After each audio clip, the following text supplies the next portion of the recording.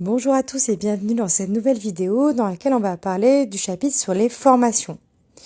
Pour en discuter, on va s'appuyer sur l'étude de cas Leclerc à Verne, qui est toujours le sujet proposé aux étudiants qui passent le BTS en 2025.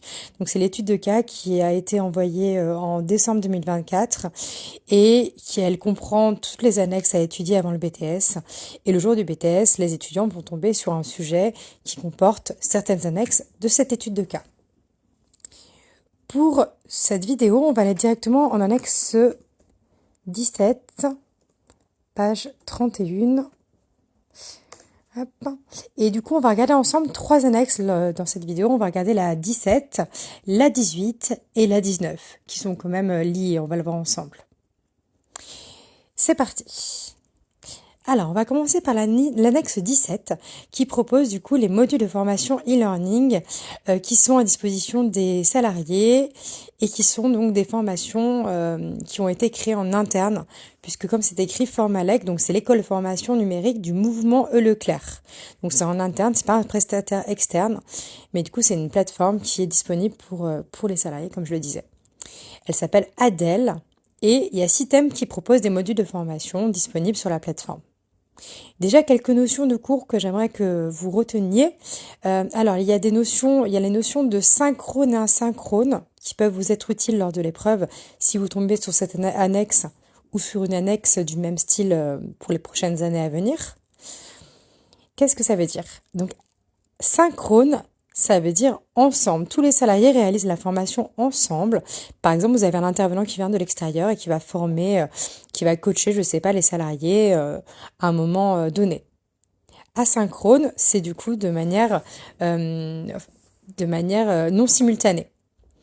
Donc, c'est-à-dire que les salariés vont pouvoir suivre la formation à leur gré ou selon leur disponibilité ou selon le temps qu'il leur est proposé pour faire ces formations, mais du coup elles n'ont pas lieu tout en même temps. Donc là, étant donné qu'elles sont sur la plateforme, elles sont à disposition des salariés. Les salariés doivent suivre les formations selon les recommandations de leur employeur et suivre du coup ce qu'on leur demande pour répondre aux attentes.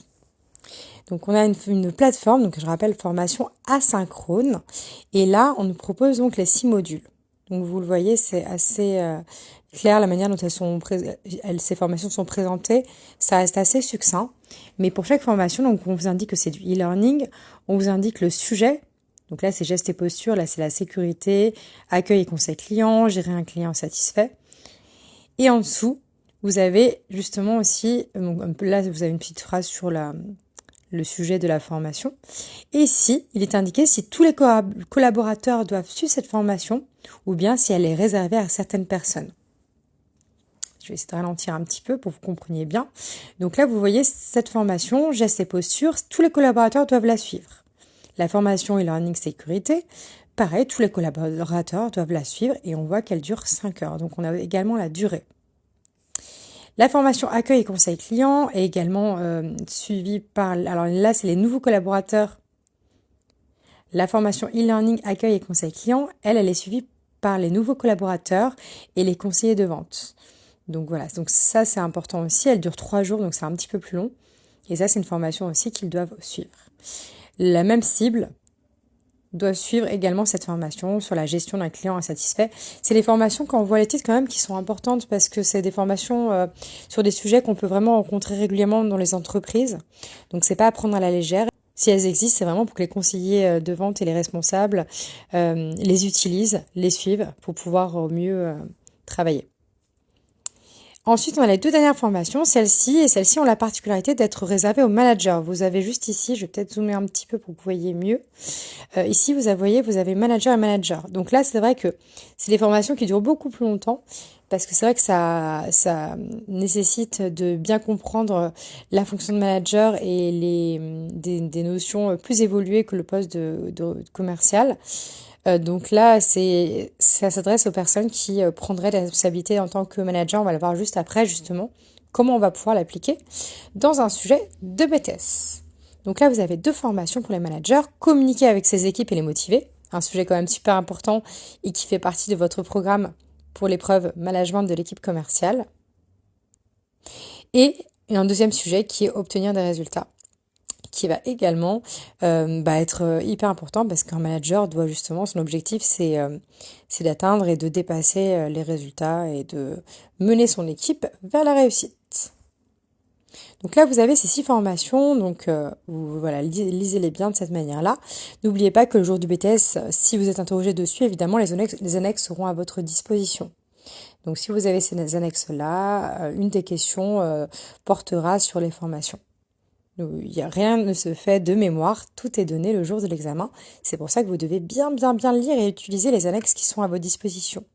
Elles sont toutes utiles, il n'y en a aucune qui est mise là juste pour faire plaisir aux étudiants. Elles sont toutes utiles, donc prenez-en bien connaissance et prenez le temps de lire les sujets.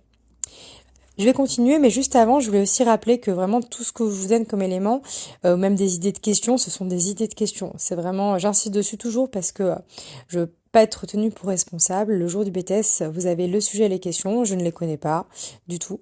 Mais par contre, on peut déjà envisager quelques petites choses qui peuvent être posées. Et quelle que soit la question, vous devriez pouvoir vous débrouiller avec les annexes et le cours que vous avez eu ou lu dans les livres d'enseignement.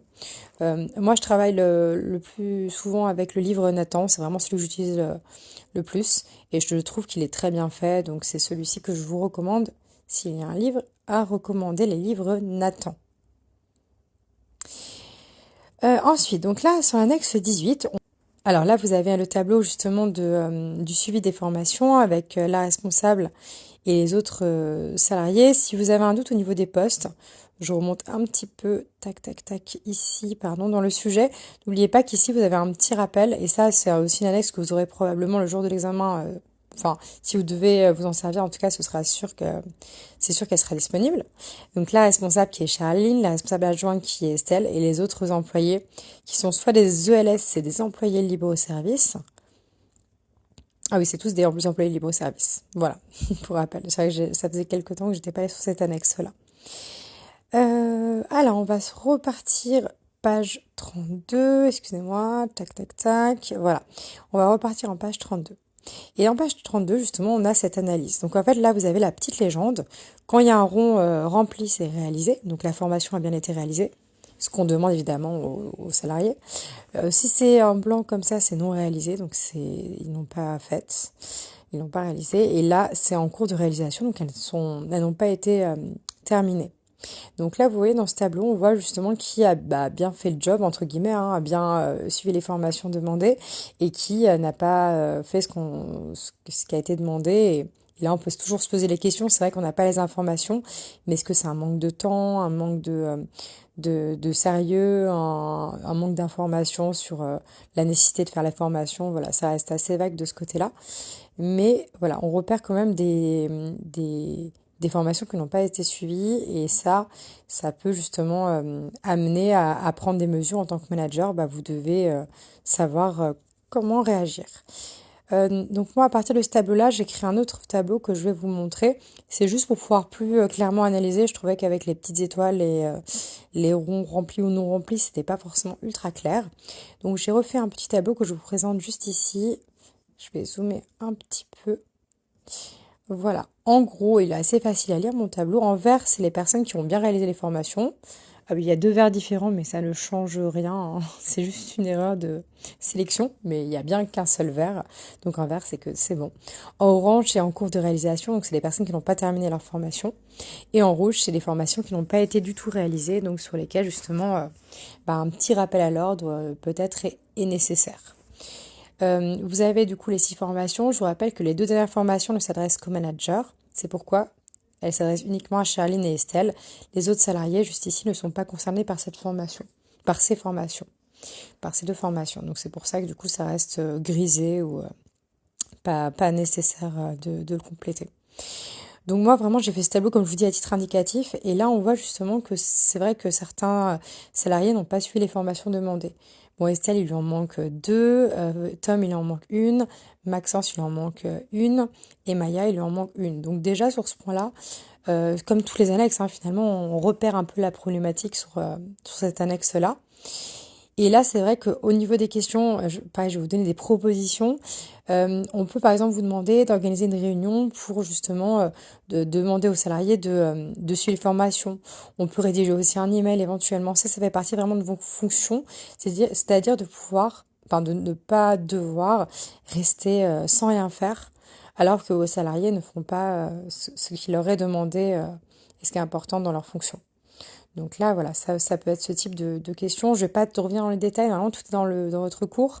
Mais en gros, organiser une réunion, ça peut être sur le déroulé, sur la manière dont vous allez faire passer le message à vos salariés pour qu'ils suivent.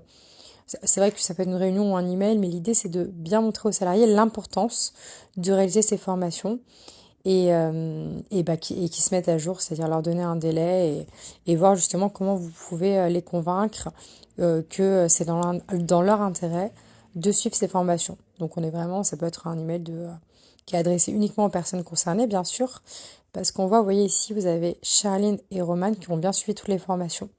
Donc on n'a aucun intérêt à leur envoyer l'email en leur disant vous n'avez pas suivi les formations. Voilà, on s'adresse uniquement aux personnes concernées et ou peut-être même faire un petit mail personnalisé pour leur indiquer quelle formation il leur reste à faire et leur donner un délai raisonnable pour pouvoir les réaliser.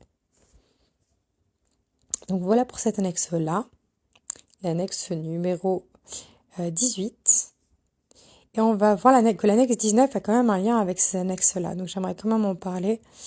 Alors l'annexe 19, c'est l'entretien professionnel de Romane. Je rappelle, petite info court, que l'entretien professionnel il se réalise au minimum tous les 2 ans. Et il est fait justement pour faire le point avec chaque salarié et voir si la personne est satisfaite dans son poste, si elle souhaite des évolutions, faire un point sur les atteintes, sur l'atteinte de ses objectifs. Donc c'est quand même un entretien qui est important. Donc là, je vais pas forcément tout lire, mais ce que je voudrais que vous reteniez, c'est que là, on voit vraiment un petit peu les atteintes. Donc là, si vous voulez qu'on regarde, on voit un petit peu justement que Romane, elle réalise ses objectifs, il n'y a pas de souci. Enfin, c'est un bilan qui est plutôt positif. Et juste, je vais me remettre sur l'annexe qu'on a vu tout à l'heure, sur les postes de chacun, qui était l'annexe... ça remonte un peu. Non, c'était plus bas que ça. Voilà, ici, si on regarde Romane, dans ce tableau aussi, on a une information qui peut être intéressante sur le parcours et l'ancienneté. On a Romane qui est très investie dans le secteur textile avec une ancienneté d'une 10aine d'années, donc c'est quand même important, et elle souhaite devenir responsable à moyen terme. Si on lit vraiment toute l'introduction de l'étude de cas, on observe, et ça pareil, c'est à vous de le lire seul, mais on observe que finalement l'enseigne E. Leclerc encourage vraiment ses salariés à évoluer. Donc il y a vraiment ce travail qui est très important, où on encourage les salariés à évoluer, où on leur montre que l'enseigne est avec eux, qu'elle est prête à les valoriser. Et là, donc, on va voir avec l'entretien professionnel de Romane. Donc, Romane, comme on vient de le voir, elle a des compétences, elle a atteint ses objectifs, elle a tout ce qu'il faut, mais ça fait 10 ans qu'elle est en entreprise et elle est au poste de employé libre-service. Donc, c'est vrai qu'on peut, enfin, même complètement se dire au bout de 10 ans, si elle souhaite avoir une évolution, ça serait intéressant d'y songer. Donc avoir une évolution, d'autant plus que c'est un profil qui est performant, c'est quelqu'un qui fait bien son travail. Et là, si on regarde justement son entretien professionnel, on voit ici quel est votre projet professionnel. J'aspire à être responsable. Quelles sont vos motivations? Je me sens capable d'assumer les responsabilités et je pense avoir fait le tour de ma mission actuelle. Donc très clairement, pour un employeur comme Leclerc, si l'enseigne ne la fait pas évoluer quand même dans un court terme, elle risque de partir de l'entreprise. Elle a vraiment, elle a fait, pendant 10 ans, elle a fait le tour de ses missions. Là, elle sent qu'elle a envie de faire quelque chose de nouveau, elle est prête. Si l'enseigne veut la garder, faut réfléchir justement à une évolution. Donc c'est vrai qu'aussi, ça dépend des opportunités qui se créent. On ne crée pas un poste comme ça de responsable, mais il faut le prendre en compte et il faut vraiment réfléchir à comment satisfaire une employée qui a un bon élément, tout simplement. Et là, si on regarde quelles formations sont envisagées par le chargé d'entretien, l'employeur, donc là, on voit au-dessus, c'est Charline, sa responsable, qui lui a fait passer l'entretien, et c'est communiquer avec ses équipes et motiver ses équipes. Et si on regarde finalement cette formation, elle est précisée ici, elle est juste ici, communiquer avec ses équipes et les motiver, et là, c'est bien une formation pour quelqu'un qui veut passer manager. Donc c'est vrai que dans l'idée, on va pas le faire la formation, c'est au final pour lui dire, bah en fait, tu as fait la formation, mais il n'y a pas de poste disponible, tu vas rester à ton poste. Il y a vraiment cette idée quand même de faire évoluer la personne et de pouvoir lui envisager justement cette évolution. Si on regarde aussi, je voulais quand même un peu relier toutes les annexes. Si on regarde ici, c'est vrai que Romane, vous voyez, elle a fait toutes les formations, donc elle est aussi très assidue par rapport à ça et ça fait partie quand même des points positifs sur son profil. Donc je résume, Romane veut devenir responsable, on voit elle en a les compétences, les capacités, ça fait 10 ans qu'elle est à son poste. Elle peut, enfin, sa responsable lui préconise de suivre les formations pour devenir manager. Donc voilà, tout ça vraiment suit une logique. Et je voudrais quand même un peu parler d'une autre annexe, même si finalement elle est pas, on pourrait ne pas la lier directement avec avec cette annexe-là sur l'entretien professionnel de Romane. J'aimerais vraiment quand même créer un lien parce qu'on voit que c'est un poste de responsable textile. Et si on remonte dans les annexes et qu'on regarde justement la partie sur le recrutement, eh bien on a le poste de responsable textile. Donc la fiche de poste de responsable textile est ici. D'accord. Et on a 2 candidats. Et finalement, si on relit ces annexes, on pourrait se dire que Romane se porterait également candidate pour ce poste-là. Et évidemment, avec tout ce qu'elle a fait et son bon profil et tout ce que je viens de dire, elle serait une candidate idéale pour ce poste. Donc aussi, voilà, je relis quand même à ça parce que lors de l'épreuve, on peut vous poser justement les questions en reliant certaines annexes et c'est vraiment à vous de les utiliser pour répondre à la question. Voilà, j'ai terminé de mon côté pour la formation. Donc on a vu ensemble les annexes 17 à 19 sur les formations. Relisez-les bien de votre côté pour bien les avoir en tête. J'espère que cette vidéo vous aura permis de mieux comprendre ce chapitre et son application dans l'étude de cas et pour l'épreuve de management de l'équipe commerciale. Et je vous dis à très vite pour de nouvelles vidéos.